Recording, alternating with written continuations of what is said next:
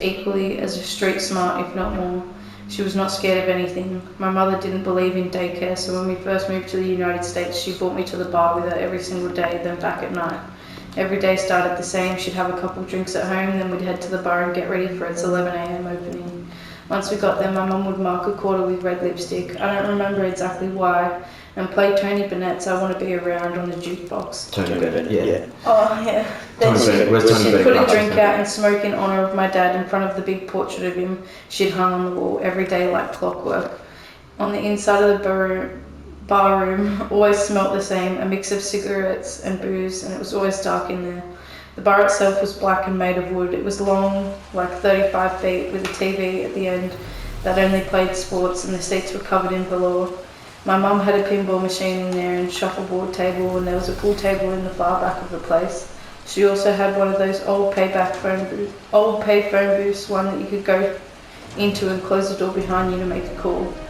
One of my jobs at the bar was to work the audience once they got there. I was like a dancing monkey putting on a constant show. When I wasn't jiggling my ass, I was greeting the customers, mostly a mix of Cuban regulars, one by one, chatting with them about their day. Since I knew most of them and their spouses too, I was able to bring in a few bills whenever I'd see one of the married guys hitting on a woman who were not their wife. I'd go over and start busting their balls, and they'd slip me $3 to go the fuck away. Next time it happened, I'd up the stakes and ask for $5. Eventually I'd make it up to $20 a pop just to mind my business. And if they didn't pay, I'd kick them in the shins. Cops ever came by and saw a kid dicking around in the bar, they didn't say shit about it. That's probably because they had a deal with my mum that benefited both sides. In between working as the in-house entertainer, I got a chance to take a nap on the cot my mum set up for me in the back room, but soon I'd be back at it. I was initially a nervous kid, struggling to learn English, but I gained my confidence quickly at the bar. I had my other little jobs to do for her there too. As a toddler, you'd find me restocking the shelves in the back, mopping the floors or cleaning the bathroom. I remember being only a few years old and sticking my hand in the box in the women's bathroom and pulling out some bloody period stuff, not knowing what it was. Oh. The bathroom part of the job was horrible, but I was already making some money, so it was all good with me. The real eye-opening stuff. Yeah, she tricked him. She said that that little black bin in fucking women's bathrooms, the fucking tampon bin. Like, she's like, oh, that's where women hide their money. Bro, and so he put his hand in there and fucking... Real eye-opening stuff came when we took our midday breaks from the bar and headed to Zoraida's. Zoraida was my mum's best friend and had a huge drug dealer in Harlem. The two of them knew each other from Cuba and got really close when my mum and dad rescued Zoraida from an abusive husband out in Chicago. My mum and Zoraida ultimately showed the true meaning of friendship, but first they showed me that it was normal to do coke in the middle of the day. Yeah. The two of them would rip lines every afternoon during our short stop at Zoraida's. I still don't really know if there was any other purposes of us going there every other day. No.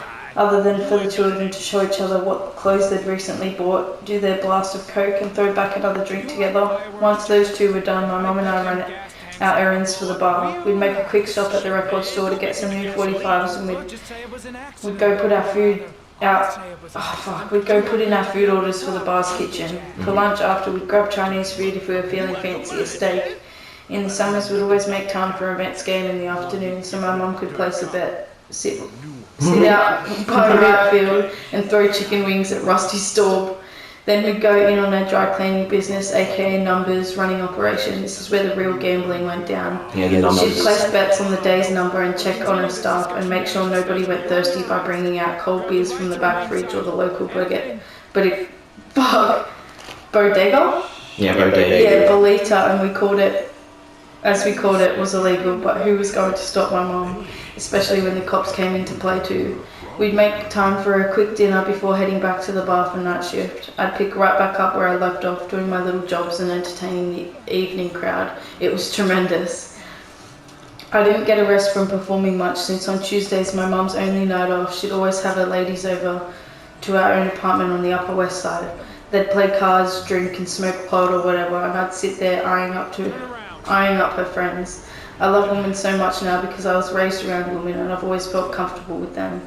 I'd be exhausted after a while and ready for bed, but the second I'd want to go to sleep, they'd start screaming, "You can't go to sleep, Coco, dance for us." My dad called me Coco as a baby because my skin was as white as the inside of a coconut and the nickname stuck.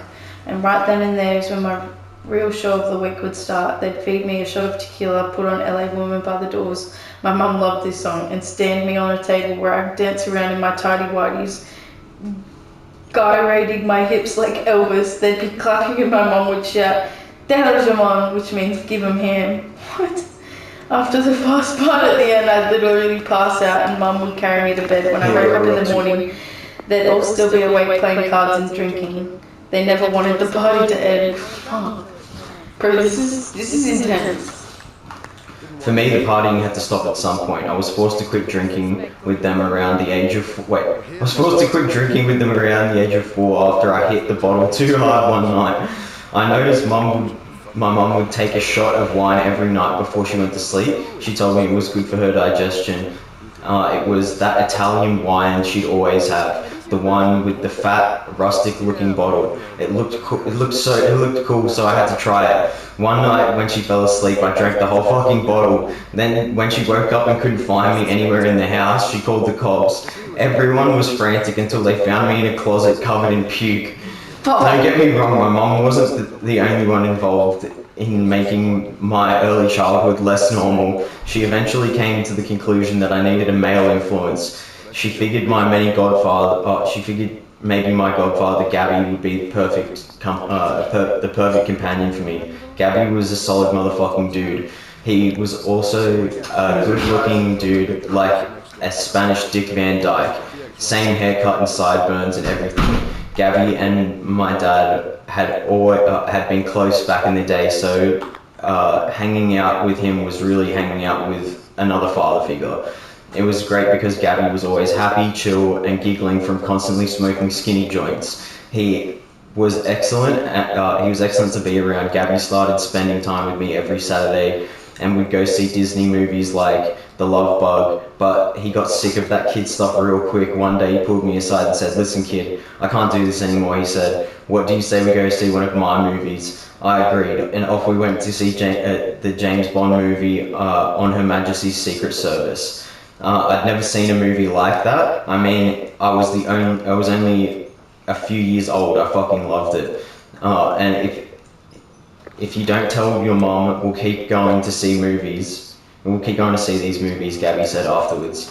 So that's just what we did. Every time we'd go out, it would be one R-rated movie after the next. I was learning so much. After we saw Dirty Harry, Gabby gave me a gun, brought me to a nearby restaurant to get steak and potato, and asked what I thought of the movie. It was good, I told him, shoveling a forkful of beef into my mouth. The guns were crazy.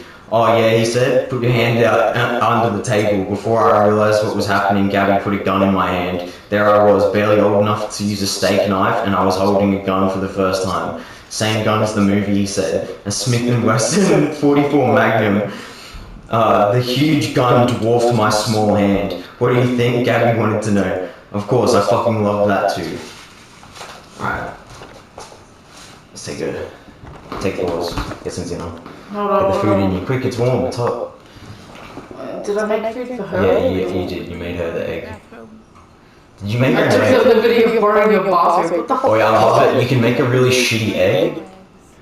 Yeah, you made it raw, you didn't even cook it. I told ya, I'm not a great chef. It's okay. What's that? The notebook I took from Manfred's place. According to this, about 30 clients bought spare parts for Royal machines in the last 10 years. The killer may be one of them. Yeah, one of these 30 people. The alibi of 30 clients, one by one. That's a lot of legwork. Plus, I don't want you to know that my name's on that list. The list. Subscribers are... To Origami Magazine. Yeah, who likes origami and uses that typewriter? Wait. Bro. But this is all a bit like... Bro, he knows. music starts playing. Bro, Here we go. This is the thing, because the only person that's Get been into it, you fucking pedophile. Guess who's the person whose name is on both lists? Who's the one person whose name is on both lists? Yeah. There's only one guy. It's just an assumption, but yeah, I suppose. His name is here somewhere. No, don't look at it, please. Help me, we're gonna find them. And then he's helping her find his name, bro.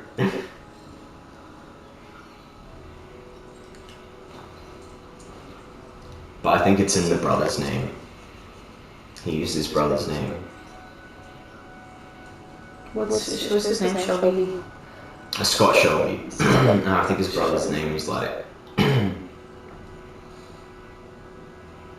He names his dogs Max. All the origami dogs are called Max, and that's the password. Bro, why can't you hear nothing? They're just talking shit. Yeah, no, because they're not showing us. We don't know who it is yet. They're just talking The guy shit. whose name was on both lists died when he was 10.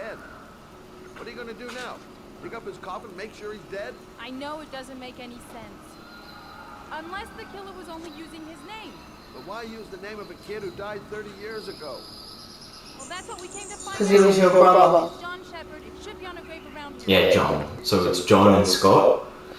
Shepherd, but not Shelby. Well, he just changed his name, yeah. From Shepherd to Shelby. Because he went into foster care after the brother died. Obviously, the fucking child protective services said you can't look after your kids, one of them's dead. So he got adopted. He got adopted out. I think you can talk to the, but you just got to talk to the graveyard. Yeah, so yeah, nothing. You can manage alone. You just got to talk to the grave digger. There's someone digging a grave. No, he's like more in the middle. You'll see. The guy that's digging a grave is who you got to talk to. Yeah, there. Excuse me. I'm looking for the grave of a young boy who died about 30 years ago. His name was John Shepard. You wouldn't know what... Yeah. Excuse me. I'm looking for the grave of a boy named John Shepard. Straight ahead, a little further on. Thanks.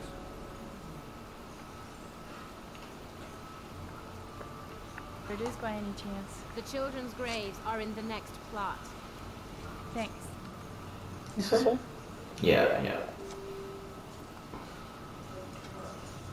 Hey, Scott, where are you going? Oh. John Shepard's grave must be somewhere around here. Did anyone ever tell you shouldn't shout in the cemetery? Take it easy. The dead don't mind. Yeah. No, that's true. I'm fucking trying to solve a serial killing. Is that it? Have you given up? Bro, You what? just gotta find where she is, wherever she is. Look around if you don't mind. He said it was in the next one over. Yeah, no, but I think he meant the one on the left. Because we're on the right side of the graveyard, this was to the left side. This way. Yeah, just towards the screen, towards us.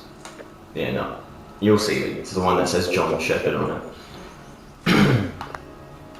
Which I think you can just find it, but the gravedigger tells you the story anyway.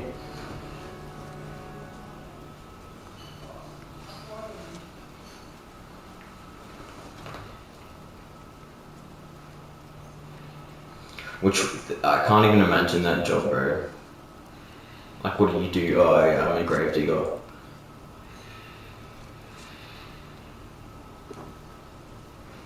Working at a funeral parlor. Yeah.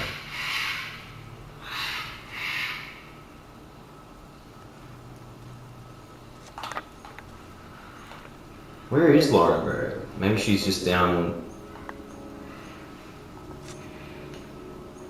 On the on other this side. side, yeah. Oh, she's right there. Oh, children's plot, there you go. Literally just where you started. Yeah, it's the one she's at. I think it's at one of these three. We're just looking for John Shepard. I think she finds it eventually. I think she'll just find it if you can't.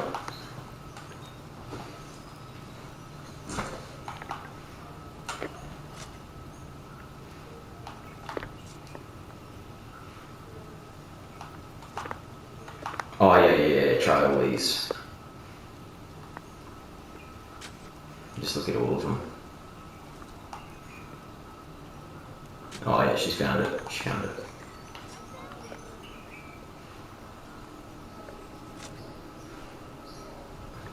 And there's an origami there too. There's an origami dog on it. Yeah, right there. Look at the dog.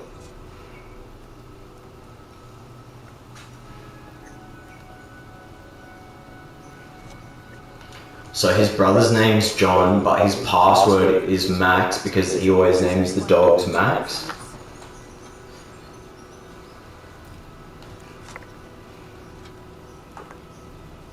These flowers are fresh. Are they orchids? Still tending the grave. He usually puts orchid pollen. youngin'. That one I knew well. You knew John Shepard? I've worked this graveyard nearly all my life. Damn it, he's gonna expose me. It was in 77, October.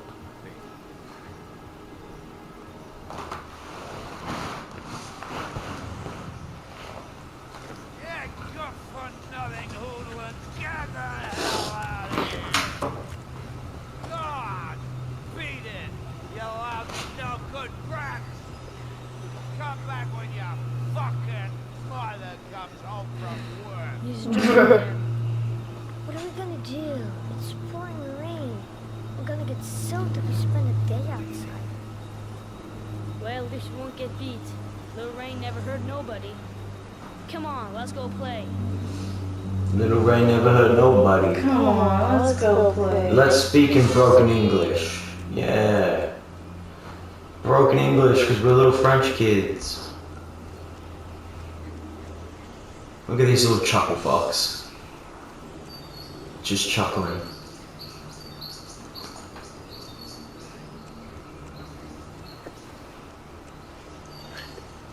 And look how dangerous is what they do is as well. Like it's like it was bound to happen. Probably. One way or another. Oh, he's gonna give you a boost. But here, let's pause it. We can place to pause it.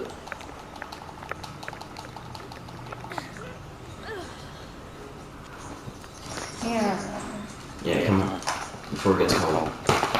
Yeah.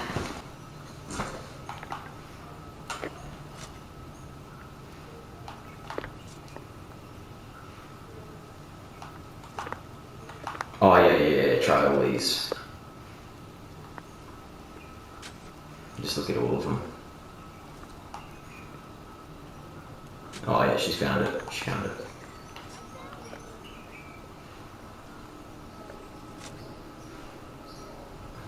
And there's an origami there too. There's an origami dog on it. Yeah, right there. Look at the dog.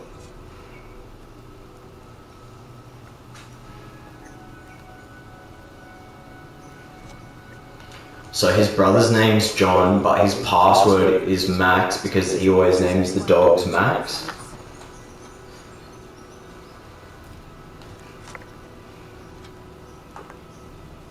These flowers are fresh. Are they orchids? Still tending the grave. He usually puts orchid pollen. youngin'. That one I knew well. You knew John Shepard? I've worked this graveyard nearly all my life. Damn it, he's gonna expose me. It was in 77, October.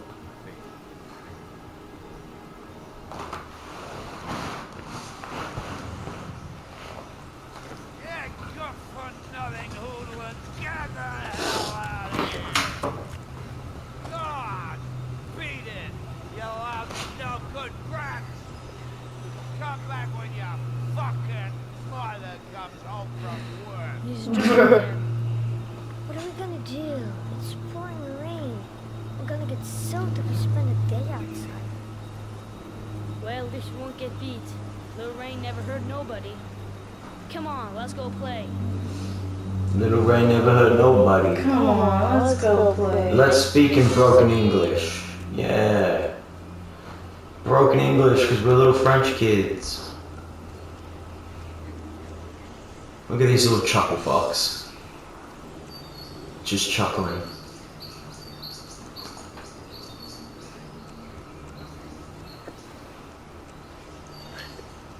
And look how dangerous is what they do is as well. Like it's like it was bound to happen. Probably. One way or another. Oh, he's gonna give you a boost. But here, let's pause it. We can place to pause it.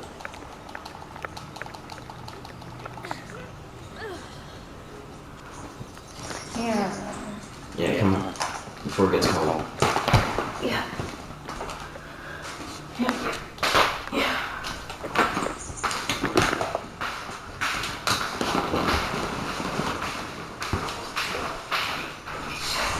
We'll come back and keep reading.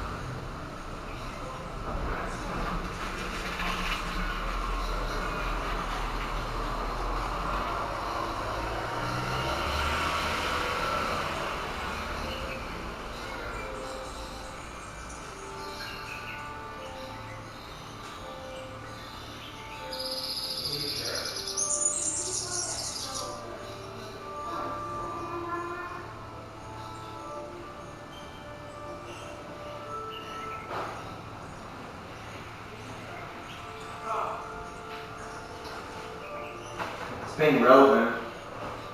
It's staying relevant.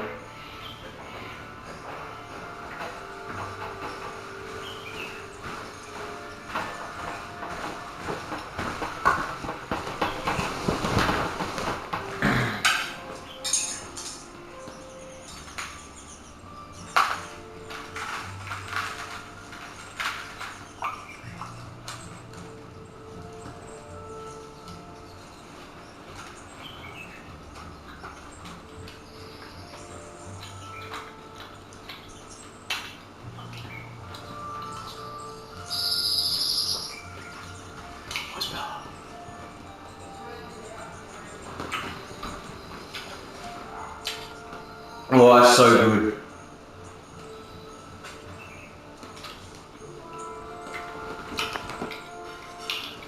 And that little aioli? Yeah.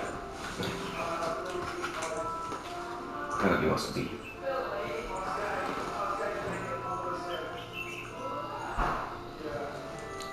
Good boy, I'll take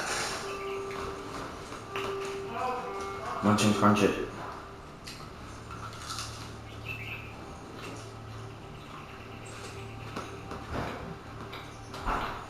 Billy!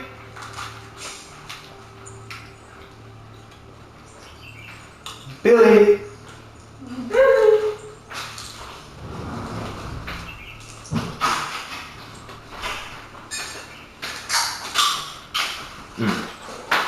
Oh, you want a Red Bull?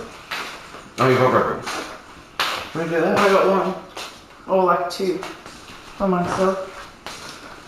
Are they on special? Can you Yeah, grab one on mine? 2 for 4 something, or Oh, that's 2 for alright. 5 or something.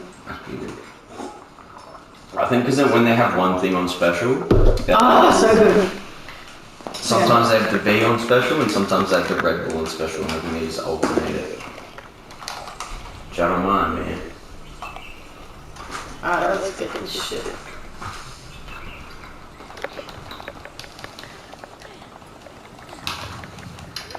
That's all I like to hear. Let's go. Let's continue. Ugh, pardon me. That's that. Oh, bro, keep running. For fuck's sake. Hey, bro. It's like, this is what I mean. It's like, you'd think they could have just like, you know, read a book or something. Makes for a great playground. Yeah, makes for a great playground. Maybe if these kids weren't so fucking dumb. Dumb, yeah. Yeah. What a great playground. All this industrial shit where we could kill Bro, ourselves. yeah, exactly. everywhere. Look at this. Does this look safe? Does this No. look like where kids should be? But there you go. It is actually the dad's fault. Walks into a bar, Yeah. can't even walk around this shit without smacking his nose. But it truly is their alcoholic dad's fault. Like, who raises kids next to this? I'm waiting. Move your ass! Alright. Bro, you can just do it quick and he gets down. You just go like this. When it came time to start school, I was fucking terrified. Fitting in as a Cuban kid wasn't easy. My mum raised me to be independent, and yeah, I'd seen some shit. But being up against American kids was something I didn't think I was ready for yet. For the first day of school, my mum got me a Beagle's lunchbox to help me fit in. Whatever happens, don't let anyone take your lunchbox, Jose Antonio, she said, holding it up for me to see. At first, I had no issue there. It was a pretty cool lunchbox. Then she started to fill it up. Before I knew it, she filled it with a whole Cuban meal, a steak, rice and beans, a thermos of milk, a hand towel, and to top it off, jewelry, beads, and a statue of a saint. Move your ass, I'm waiting. How the fuck bro. was I gonna fit in like this? I didn't want to take this to school. I yelled, I want to be an American. Americans eat hot dogs. I was convinced back then that the more hot dogs I ate, the more American I'd become. My mum couldn't care less what I had to say about it though. I was going to school with that thing. So there I went, off to make my first impression, lugging an 18-pound lunchbox. You're coming or not? When it was time for lunch, I wasn't ready to risk the embarrassment. I grabbed my lunchbox and bolted out of the school and tossed it in the lake in Central Park. On my way to dump it, I saw what I'd been dreaming of. A Sabrett hot dog cart. I scarfed down 3 hot dogs in a row. I felt myself becoming more American with every bite. As I was about to toss the lunchbox into the water, these 3 little dirty fucks came up to me, ready for a fight. They must have been 10 or 12 years old at least, a few years older than me. What's in the lunchbox, cocksucker? One of them asked. I stared back at the 3 of them, knowing damn well it would be easy to hand over and not to start any shit. But that wasn't our Cuban way. Bro, this You know could what have I'm just been saying? his dead here. I kept hearing my mom's voice, don't let anyone take your lunchbox. Now, I was determined to keep this lunchbox. Come hell or high water, I refused to hand it over. None of your fucking business, I told them. They jumped me, and before I knew it, they popped open the lunchbox and spilled everything out onto the ground. One of them got a hold of the thermos and cracked me in the head with it. It all happened too fast. Blood was pouring down my face, but I still had the lunchbox in my hand, managing to get away. In that moment, I heard the glass of the thermos break against my head. Something in me changed. Yeah, I always had that Cuban rage deep inside me, but it was in my genes. But now I was dead set on never getting my ass kicked again. These motherfuckers fueled the fire for me to get tough, like really street tough. I'd seen Bruce Lee in the movies, and damn, did that immigrant give all of us hope. If Bruce Lee could come in, a fish out of water, and kick everyone's asses, I could too. I got my mom to let me take karate lessons so I could learn to really defend myself too.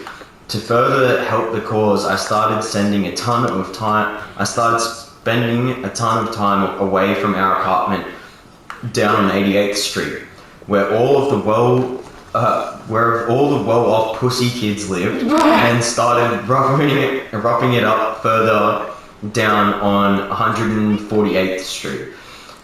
148th Street in New York City is where Beva, my Santeria godmother, lived. When people hear Santeria, they tend to think of voodoo and witchcraft, but it's really not about that at all, especially for Cubans. It's deeply ingrained in our culture and actually heavily woven into Catholicism. In Cuba, 70% of the people are Catholic and 100% practice Santeria. Santeria is about energies. A lot of time when a child is troubled in any way, Cubans will get that child involved in Santeria to help balance out their energy. As a kid, I was a sickly little fuck. Nosebleeds all the time, sleepwalking, asthma, constantly in and out of hospital, the whole nine. On top of that, I hadn't been dealing with my dad's death well at all. After he died, I couldn't understand that he could not be there 1 minute and then gone the next. Every time someone walked through the door, I'd look to see if it was him. In between constantly being sick and being haunted by my father's death, people suggested that my mom bring me to a Santeria doctor to see if there was something spiritual, see if something spiritual could help me. Beva was a beautiful Afro-Cuban woman, and she took the role of figuring me out. She taught me the old school version of Santeria, which was specifically focused on health. It wasn't until later when Santeria started being heavily practiced by Cuban cocaine dealers that it began getting dirty in some sense. As a teenager, I'd come to see that dirty side of Santeria when it was practiced in our house by a criminal named Tati, but I'll get to that story. For now, when I was just a kid, Santeria was pure gold, and hanging out at Beva's to get trained in its practices was great for my health. Meanwhile, the company I was keeping on 148th Street was great for my toughness. The first day I spent at Beva's place, I ran into a group of local kids that hung out around her block. I'm just going to take a pause. Where is this cunt? He's asking for help. He's just in the drain. He's just, yeah. No, John! My foot is stuck. See, this makes no fucking sense. My brother drowned, so I'm going to drown other kids. Like, you know what I mean? I couldn't save my brother, so what am I going to do? Go become the person that drowns them. This is the worst motivation for a serial killer ever. And he became a cop after this, bro. Like, the fact that his brother dies, he becomes a cop to go stop this kind of thing from happening, but then I'll turn into the serial child killer makes no fucking sense. No bad Bro, this reason. kid could just jump in and unhook his foot, or he could just go under and unhook his own foot. It's called holding your breath, mate. Just take your shoe off, you fucking idiot.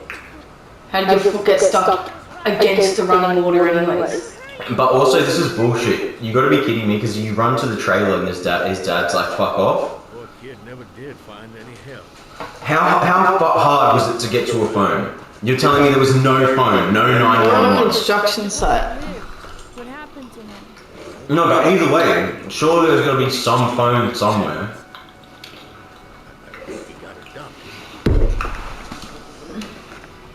Well, looks like the storm's coming. I guess I better be getting.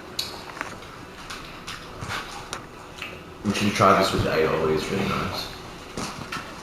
Christ, what a horrible story. John Shepard drowned in the rain while holding his brother's hand.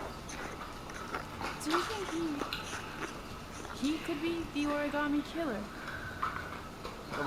Why would you? Come on, let's get back in the car. I'm gonna answer your questions. Stop That are totally valid. Stop this figuring out my investigation motivations. mystery. No, but she just figured him out. You know what I mean? Do you think he could be the original killer? It's like, yes, it is him. I am Let's get to the car before you ask any more questions. I am him, I did it. Shut up and don't ask any more questions is what he's saying. Let's stop talking about my Let's get to the brother car for so a I second can and keep get back out. manipulating you out of this. Let's stop talking about my brother Let for a me give you a second. different lead. What's the matter?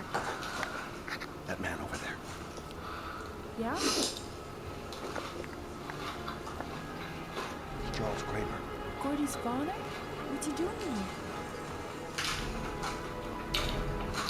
And this makes no sense either, even. Because here he is putting flowers on a grave of a kid when he knows his son went and killed a kid. And it was just because he owned the construction site, right? But why would he be putting flowers on a kid's grave when his son's just gone out and done a serial killing copycat? Like, his son killed another kid in a copycat to... Bro, and it's fucked because you think Shelby's doing it to catch Gordy Kramer, but he's actually doing it to cover up evidence so that they don't figure out it's him. He's just killing his extra copycat. Bro, I fucking remember this part. Oh my goodness. Because Scott wants the credit. Fuck this shit, Bro, this is what I'm saying, this whole game is too much. It's like too Even many. this fucking part, like what the fuck?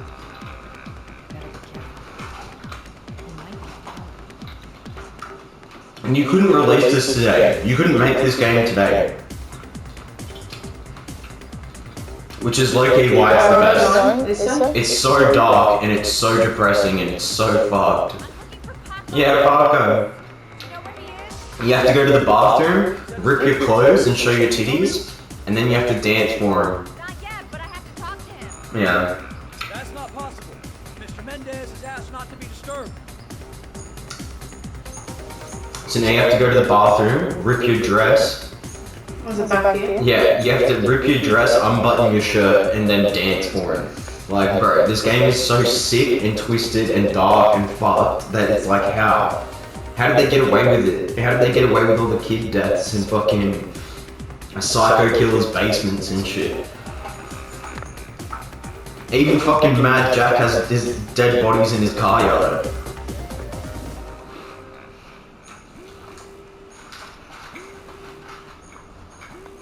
I'm gonna rip my shit off.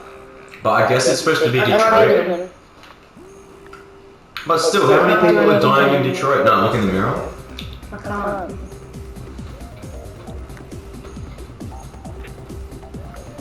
I can't. Buckler Oh. seems to like his girl sexy. Sexy in a kind of dumb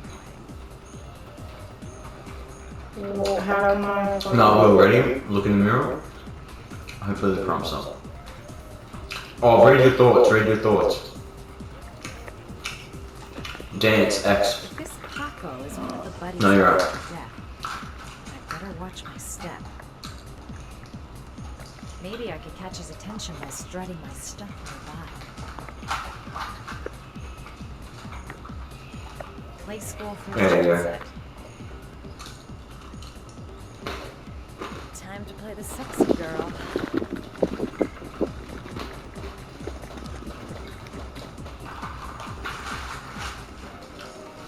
Yeah, she's got to play the sexy girl, but she can't be that in real life.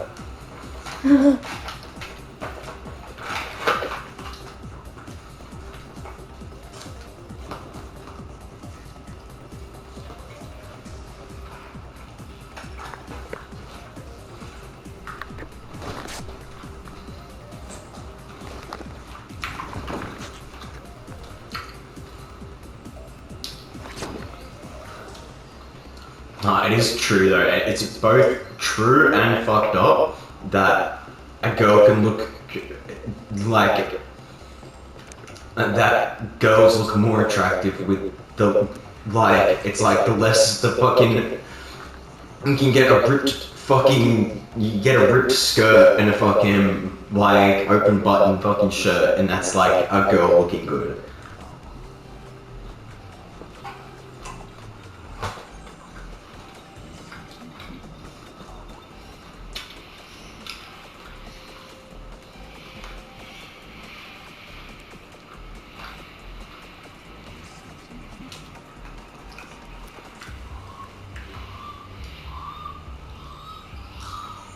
Like, for a guy to look good, he did 100 push-ups that morning and he's wearing a tight shirt. You know what I mean? But for a chick, it's like, rip your skirt and put lipstick on. Like, that's it. Like,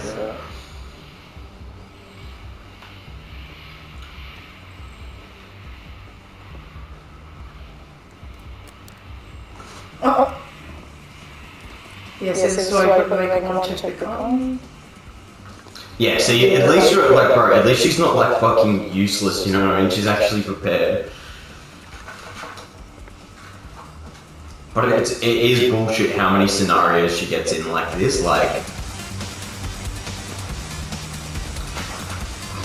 how many times can the same thing happen to the same person?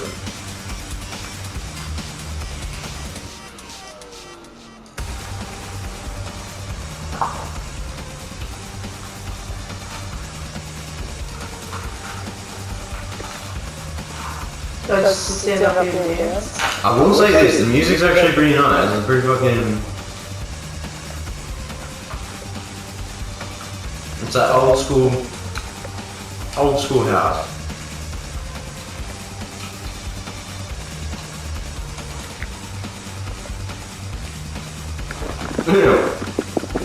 What a head. What a head. Bro, he's cool licking his lips, bro. He licked his lips twice.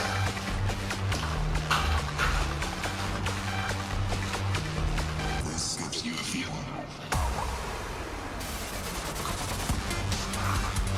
Hey, you!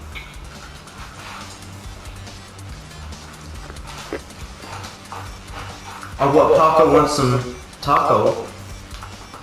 It's your lucky day, sweetheart. The boss wants to invite you to his table. Hey, thanks for accepting my little invitation. You new around here, honey? I think I would have noticed you before. My name's Paco. Are you? Madison. I'm Madison. That's not a name, is it? It is. Like the way you move, Marisa. You're making me all hot under the collar. Fucking bro. Bro. Private. Cool, baby. Sure, baby. Fuck off. Bro, he's just a generalized average creep.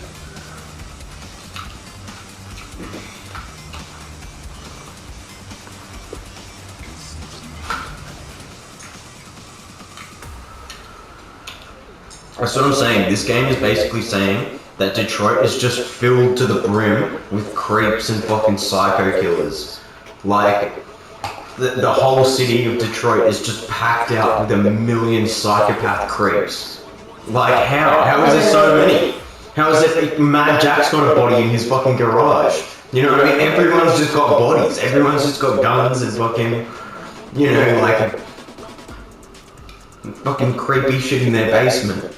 Somehow they've all just creepy. Go in. You can look at it, but I don't think you can use it, yeah. Get out of there before I I'm get going and make him talk to the gun. Everything's gonna You have to dance, and then, Pull out the gun. yeah, and you can get fully naked.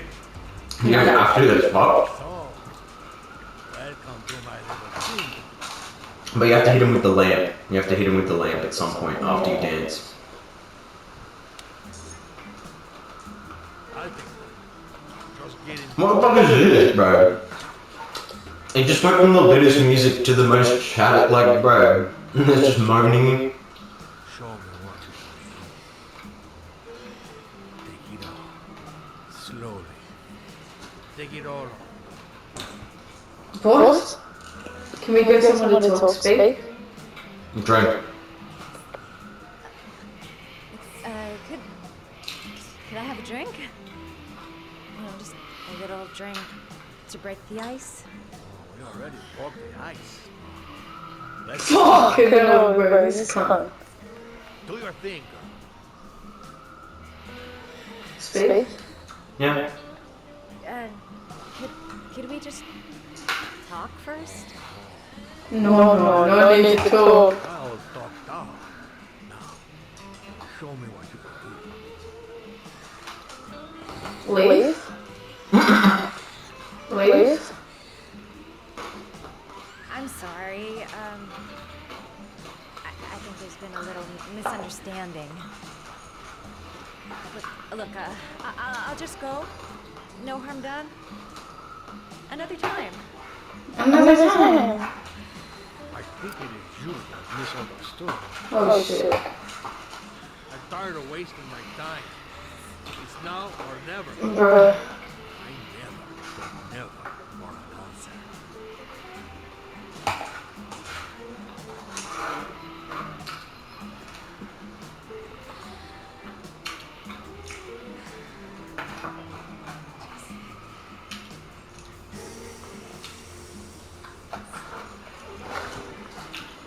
And you just have to dance. Time, lamp, lamp, Mad. Play for time. lamp, lamp, lamp, lamp. Which one? X.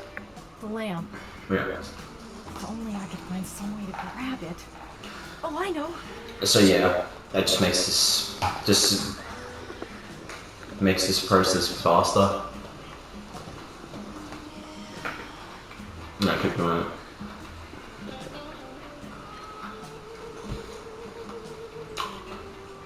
I'm just gonna smack him in the head.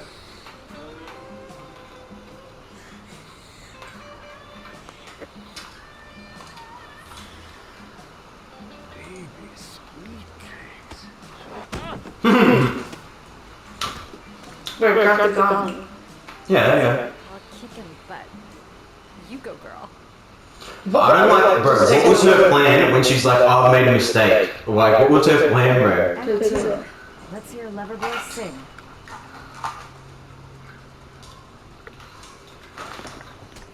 Look at this.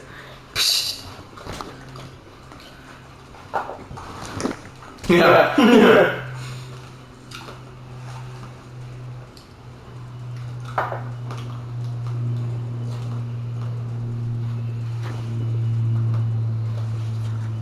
If you call out, I'll kill you.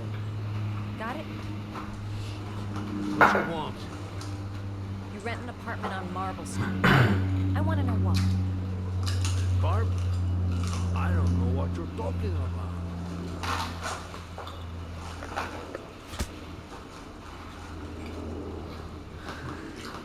Not bad for a chica. You only hurt my feelings a little bit. Fucking bitch! I'm gonna kill you! You're only hurting my feelings a little bit. Is everything alright?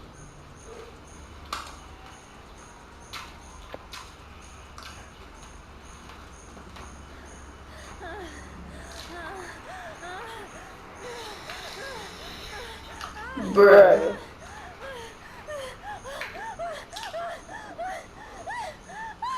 He's just sitting there like this. Yeah, because he's never heard that before in his life. That's the first time he's ever heard that in real life. You get it? If you value those prized balls of yours, Paco, then it's time for you to talk. Man go, He's never heard anyone go, Stop it! I'm only getting started. How about some more? You never should have put in that apartment. Here's the keys to some guy. That he needed a place. He had money. What was that guy's name? I don't know. John Shepherd. John Shepherd did it. I can't tell you, my bad man She's can like that, she's access. screaming. Maybe John Shepard. That's all I know. I swear it. I swear, Chicano. There, that wasn't so hard, was it? I really appreciated this romantic moment, but I gotta dash. See you next time, lover boy. Lovely.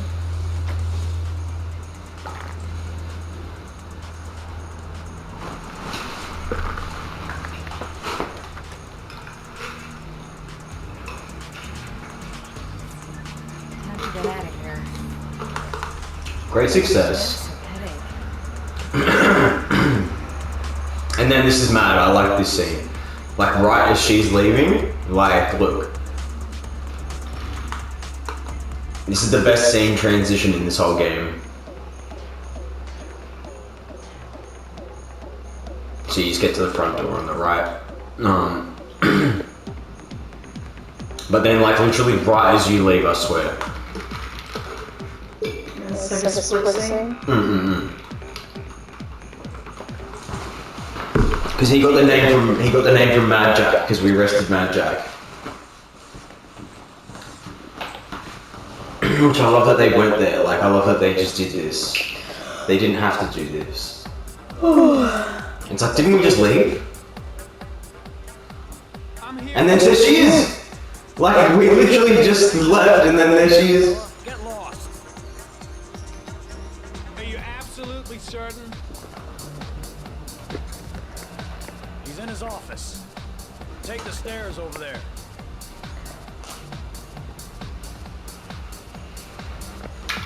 Like, there is good bits that, like, it is warranted. Like, this is a cool scene too. So just straight up the stairs on the left, you can see them. Crazy beach. On your right, yeah, just there.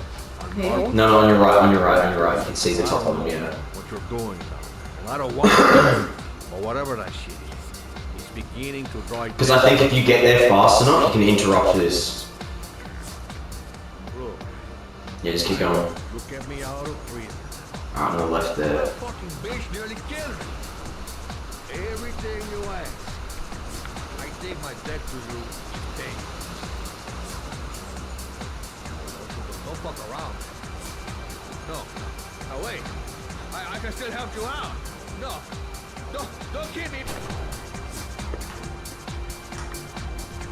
See, if you're fast enough, I think in the hallway you can hear the gunshot.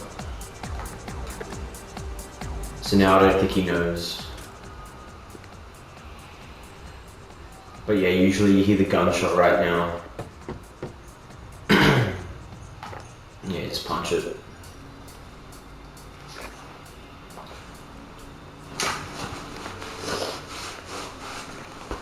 And he didn't leave, he couldn't have left, you were on the stairs. So go look at him, look at Paco. And get ready, don't fuck this up.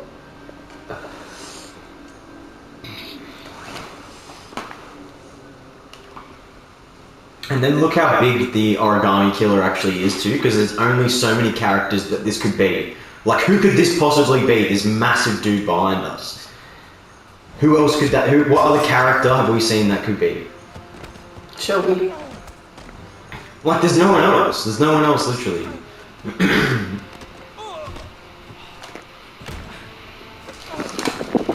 Nice. Yeah!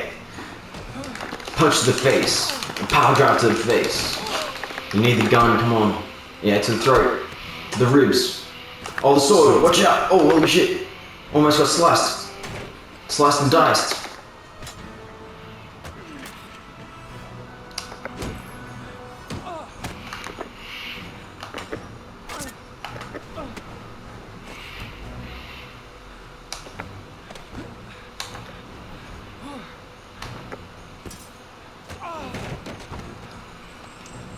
Bro. Bro. That's probably the best fight scene in the game. That was the most like... the fish, the poor fish, bro, not the fish. No! No, it's alright, you can't get him anyway, it's alright. He always escapes. For fuck's sake! Yeah, hold on, you gotta chase him out. Oh, for fuck's sake, cunt. Do I get him when I'm running anyways? No. No, he's gone, but you just talk to the bouncer, I think. Like, you talk to the guard and go, where do you go? Because you know how the guy took your ID? But why is he fucking walking? Because it's over, and then you come back into the room with the glasses on and investigate. Oh, you have to get them now. The gun and the glasses, you have to just pick it up. It's taking fucking forever, cunt. Yeah, but it's too late anyway, like, he's gone. Bro, it just takes his darn time. Where'd he go? You're never gonna find him. Could have just gone after him straight away. No, he got pumped, and that's like kind of the whole thing. You're like, this dude... Don't look in the bathroom now. You're like, this dude's Maybe I'll actually... look now, because I can't find him. You still gotta talk to... Pick the gun up, because it's right on you. And still go out and see if you can talk to the dude, because that's when the dude's like, oh, I didn't see him. How do I scan him? You just press R1.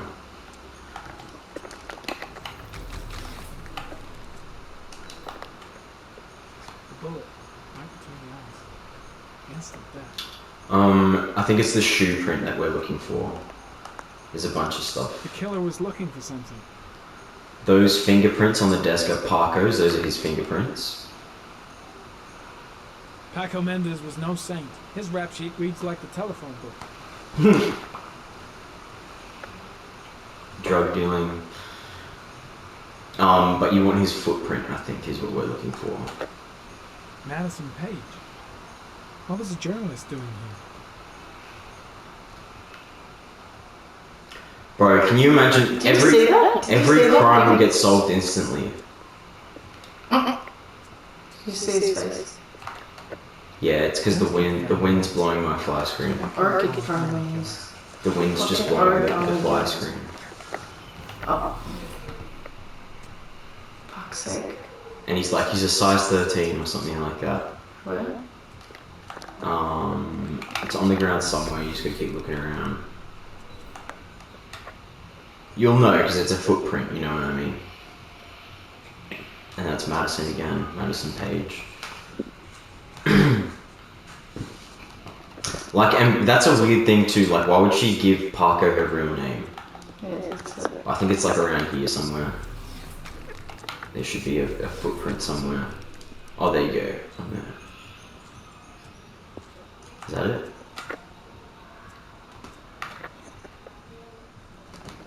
Madison Page? No, it's a lipstick. She may be a witness. No shit, bro. Can you imagine how quickly every crime would get solved if you just put on glasses and they told you everyone's fingerprints were in the room? You don't need forensics, you don't need analysts, you just put on the glasses and the crime solves itself. Oh, there's the gun in the back left. There's his gun, the killer's gun. Yeah, there you go. Down. Oh, there's no prompt showing. Oh, there you go. 45 caliber semi-automatic.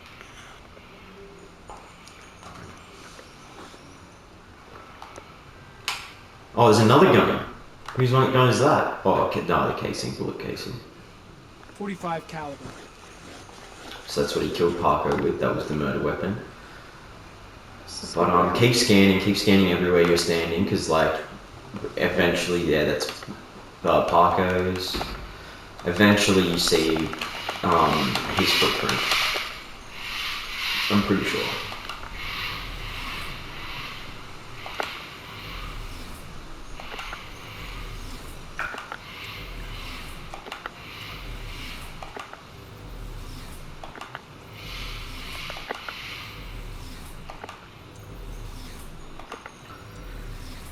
I remember it being right here, but fuck. It might be outside the door. It might be, yeah.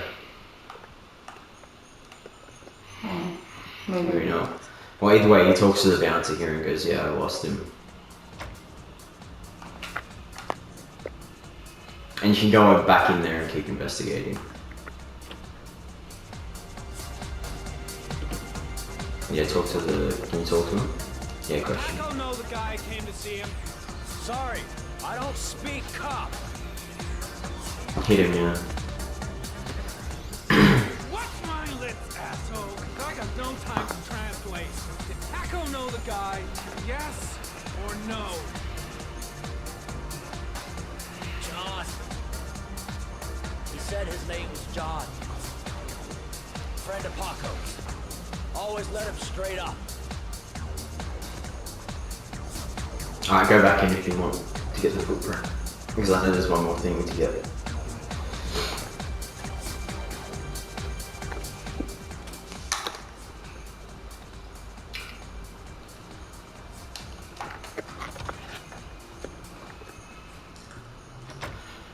Just look at everything that we haven't looked at yet. We've looked at Parker, we've looked at the bullet wound, we've looked at the radio, the gun, the shell. Look at that, see what's that, the pollen in the air. You can see it's a bunch of circles that, see there's a bunch of those little, Looked at it here. Oh, over here. See it. yeah. It's more towards us, yeah.